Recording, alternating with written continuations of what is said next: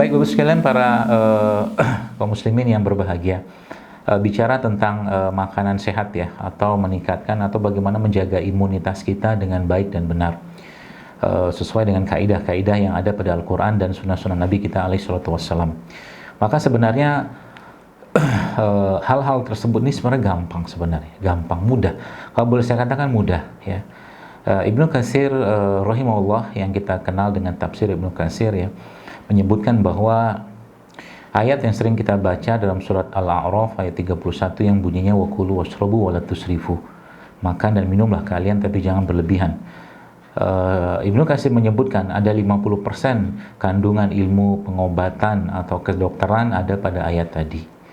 Itu satu poin pentingnya. Tapi kita akan memahami dulu Bapak Ibu sekalian sebenarnya bagaimana kekebalan atau imunitas seorang mukmin itu bisa turun. Ini yang paling penting ya. Bagaimana imunitas seorang mukmin itu bisa turun. Kalau ini kita sudah pahami, maka makanan yang kita makan ya itu betul-betul menjadi makanan yang sejatinya bisa memperbaiki diri kita ya. Bukan hanya memperbaiki diri kita, tapi sebenarnya dia bisa bahkan mengobati penyakit ya, mengobati penyakit dalam diri seseorang ya, asal tahu kaidahnya. Kenapa saya harus katakan begitu? Karena memang dalam Islam urusan makanan itu menjadi hal yang sangat vital ya. Karena hampir boleh saya katakan semua amal ibadah atau ibadah-ibadah penting dalam kewajiban kita sebagai seorang mukmin itu dilakukan memerlukan fisik yang kuat ya. Maka di bumi ini Allah hamparkan ya, di bumi ini Allah hamparkan berbagai macam kebutuhan kita untuk menjaga hidup atau tubuh kita ini tetap sehat ya. Kalau itu sudah kita pahami, maka insya Allah akan sangat mudah ya. Nanti akan berikan tips-tipsnya supaya nanti Bapak Ibu bisa praktekkan dalam kehidupan sehari-hari ya. Karena bukan nakut-nakutin sih ya, tapi kabar-kabarnya juga wabah ini pun kita tidak tahu sampai kapan. Bahkan kemarin saya lihat ada sebuah berita dari sebuah di sosmed ya, dari sebuah akun yang cukup terpercaya lah. Itu kemungkinan beberapa bulan ke depan pun masih akan ada peningkatan dari wabah ini gitu kan. Apakah kita harus takut? Ya jelas tidak lah. Ya namanya perang ya, saya mengatakan bukan perang melawan virus ya, bukan. Kalau saya tidak mengatakan perang melawan virus, karena virus itu makhluk yang memang sudah sejatinya sudah Allah ciptakan, bakteri, jin segala macam, bahkan jauh sebelum manusia itu hadir ke muka bumi. Jadi nggak perlu diperangi, kita hidupnya ya bersinergi dengan mereka ya. Jadi perang maksudnya menghadapi ya makar-makar yang membuat apapun itu bentuknya kita tidak tahu, dan saya tidak cerita juga yang mengubah keseimbangan ini, gitu aja sebenarnya. Jadi kita berperang dengan kekuatan tubuh kita, kekuatan iman kita. Baik, Bapak Ibu sekalian, tadi ya sedikit saya mengupas tentang makanan ya. Ibnu Qayyim rahimahullah menyebutkan bahwa ada dalam kitab Ad-Da'a wa Ad-Dawa itu menyebutkan ada 5 hal yang menyebabkan lemahnya iman seseorang ya, lemahnya iman seseorang. Salah 2 dari hal tersebut adalah terlalu banyak makan ya, terlalu banyak makan dan terlalu banyak bicara yang nggak bermanfaat ya. Jadi 2 hal tadi itu sebenarnya dibahas oleh para ulama, dan dalam Al-Quran pun sama ya, membahas hal tersebut.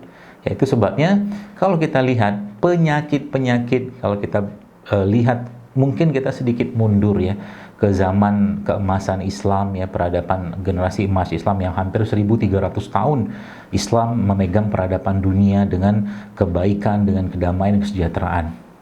Itu kalau mungkin kita kembali ke zaman para sahabat ya, atau mungkin generasi terbaik itu ya, yaitu generasi sahabat, generasi tabi'in, tabi'in ya, itu saya sangat yakin, memang tidak ada datanya, saya sangat yakin tidak banyak penyakit-penyakit degeneratif di zaman itu ya.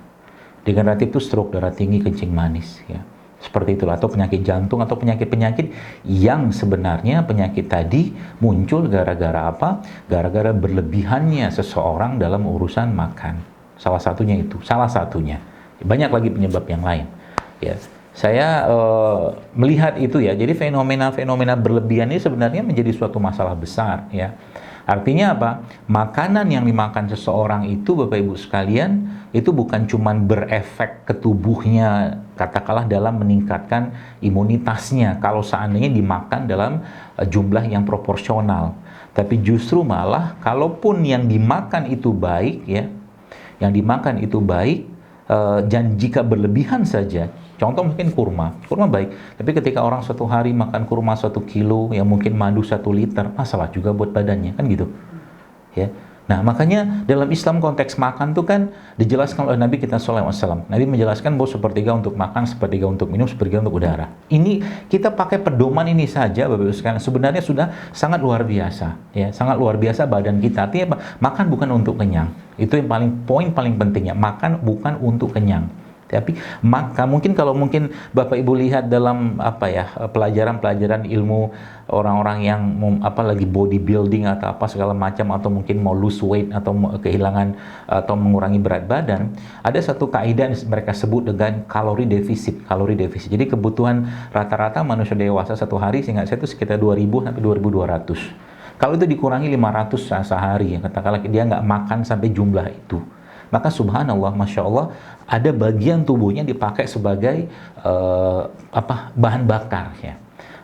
Yaitu lemak ya, terutama lemak. Kalau itu dipakai sebagai bahan bakar, maka bukan cuman tubuhnya menjadi berenergi, sel-sel yang rusak, sel-sel yang katakanlah bermasalah, atau mungkin metabolisme yang mampet dalam badannya, itu dibersihkan semua dengan proses atau konsep kalori defisit tadi. Maka bacalah dalam hadis dan lihatlah dalam apakah Nabi kita SAW pernah berlebihan dalam urusan makan atau bahkan kenyang. Bahkan disebutkan dalam sebuah riwayat Nabi kita SAW itu bahkan pernah 1 bulan penuh ya bersama istri beliau Aisyah radhiyallahu anha, itu disebutkan bahwa Nabi kita SAW itu 1 bulan penuh itu cuma makan kurma sama air. Saya membayangkan kalau orang cuma makan kurma sama air, memang mungkin tidak akan terpenuhi kebutuhan kalorinya ya. Karena berapa banyak juga bisa makan kurma satu hari ya. Tapi ketika kurma dimasukin dalam badan kita sebagai salah satu sumber asam amino yang terbaik, dengan vitaminnya, dengan mineralnya, dengan segala macam bahan-bahan penting ya, termasuk gulanya di situ, maka yang terjadi tubuh itu akan bersih banget gitu kan. Makanya saya pernah bilang bahwa salah satu protokol detox yang paling mudah, atau mungkin konsep detox yang paling mudah itu adalah sebulan gak usah makan apa-apa kecuali kurma sama air. Itu kan konsep detox sebenarnya. Karena kurma itu ya kaliumnya, kalsiumnya, magnesiumnya, ya besinya, termasuk yang pernah saya share juga di sosmed saya, itu sangat baik ya. Gulanya hampir 75%. Itu kita baru bahas 1 kurma saja. Kita belum bahas lagi madu ya. Kenapa banyak masalah sekarang? Nah, ini jadi masalah. Jadi kalau kita kembali ke konsep makanan dan iman tadi, Bapak sekalian, sejatinya kan kita kan pengennya makan yang enak-enak terus, ya. Sejatinya manusia. Maka kan di surga kita lihat apa yang Allah siapkan di sana. Itu masya Allah luar biasa. Prototipe yang ada di surga itu juga Allah ciptakan di bumi ini. Maka tinggal ikutin saja sebenarnya. Jadi prototipe makanan yang ada di surga itu ikutin aja. Contoh mungkin dalam Al-Quran Allah sebutkan ya, dan hadis-hadis Nabi kita SAW juga disebutkan bahwa salah satu misalkan minuman penghuni surga adalah jahe ya. Minuman penghuni surga itu kan jahe. Tinggal kita baca ya. Kalaupun tidak baca, lihat bagaimana nenek moyang kita mengajarkan tentang itu semua ya. Bahkan Al-Quran menyebutkan jahe itu sebagai salah satu minuman penghuni surga. Itu yang pertama. Kemudian ada lagi Al-Quran menyebutkan bahwa di surga itu ada atau hadis ya itu sebutkan bahwa ada mata air atau mata air yang isinya itu adalah madu ya. Ini aja kita pakai Bapak sekalian, itu masya Allah udah luar biasa.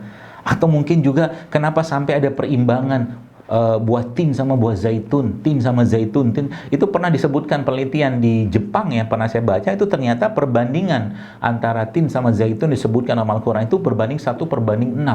Nanti Bapak Ibu bisa di browsing ya, itu ada penelitian, bahkan itu ternyata gabungan antara tin sama zaitun itu ketika digabungkan dengan proporsinya Al-Quran, itu ternyata mempunyai efek anti kanker yang luar biasa. Kita kan susah dapatkan buahnya, tapi daunnya bisa. Ya, daunnya bisa. Ya, seingat saya itu perbandingannya itu 6/1 seingat saya.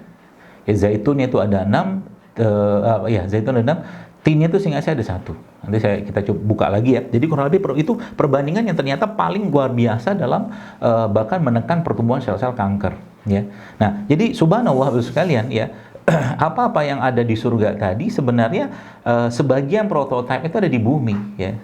Ada kurma ya, ada apa tuh namanya, tadi ada madu ya, ada jahe, bahkan di surga juga ada khamar ya, khamar li syaribin ya, khamar yang tidak memabukkan ya. Maka Nabi pernah menyebutkan ya tentang itu, salah satunya adalah apa tuh namanya, sebaik-baik lauk adalah cuka ya. Maka cuka itu kan proses fermentasi ya, proses fermentasi, dan cuka itu mengandung bakteri yang baik untuk tubuh kita.